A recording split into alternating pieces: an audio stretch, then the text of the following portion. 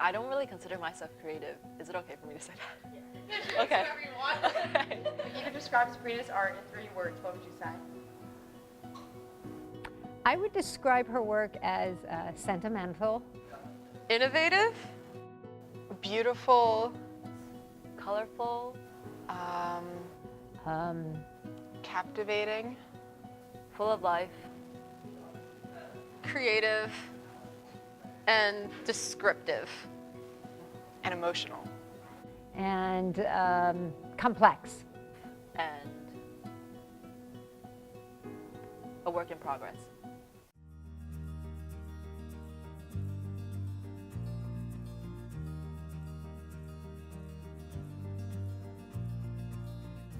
So I guess you could say my art has affected me in many different ways, but it's really allowed me to feel passionate about life in general. I draw a lot of nature themes, things like that, because they feel really alive to me. Nature is always something I've been inspired by. When I was running, when I used to run, my favorite thing to do would just be to run through the forest, run through the trails, and like scream my head off. But I just really like the life in people, the life in plants, the life in the world.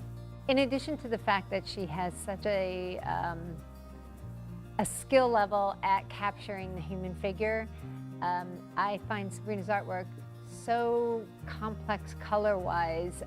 It's like she sees colors and combinations of colors that are so sophisticated and unique. Her painting of Summertime Stars, it was, Cece and I were on a staircase and we were laying down in these dresses, and it was the weirdest thing to do, but seeing how it came out in her art made it all worth it, and we were laughing hysterically.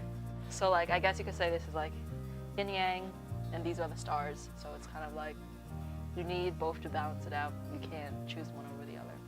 I wouldn't consider myself very social. I do wish I could, because like I have friends like Sydney who's amazing at talking to people, and I so wish I could be like that. But I'm not very outspoken usually, unless it's about art.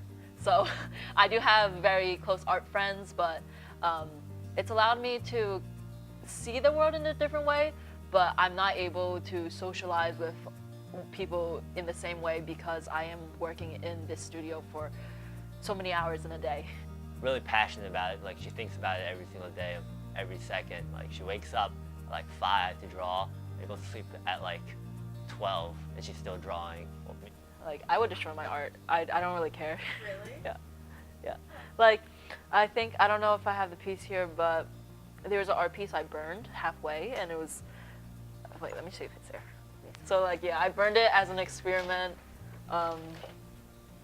But this piece is kind of like,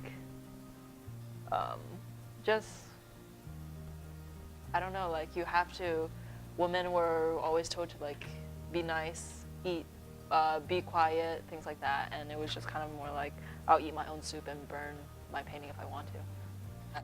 I started drawing though because of him and because of my other brother, because when we were younger, they created these like little penguin comics. So these penguin comics like really inspired me because they're so cute and funny, and we had like 3 penguins that represented each of us. And then I remember there was this one time where I asked my brother, because I was doing gymnastics, so I was more athletic at that time, and I was like, oh, can you teach me how to draw a penguin if I teach you how to do a backflip? I was a baller at drawing back then. I was Yeah, he was good.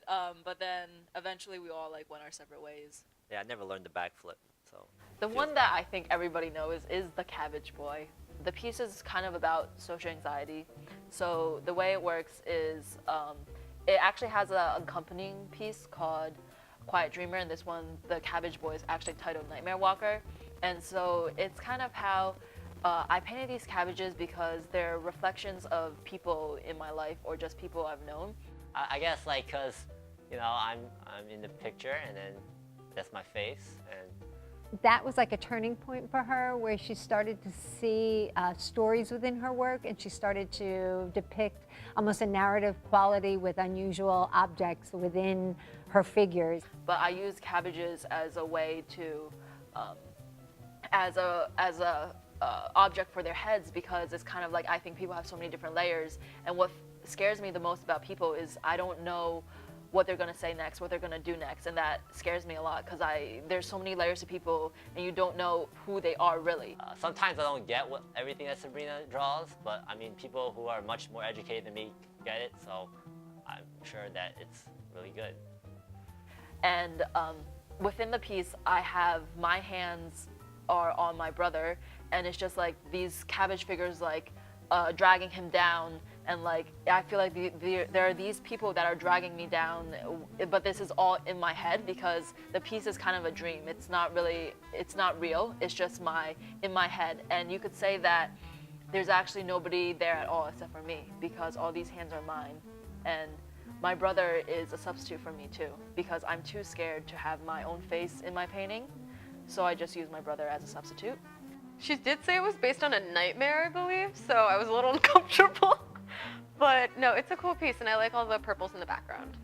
A lot of the artwork I make is about vulnerability, and I think that's really important. It's not really about what I think, it's about what they think about my art. It's not like, it doesn't really matter what I think in the end of the day. It's just, it's how it's impacted them. It's not how them looking at it has impacted me.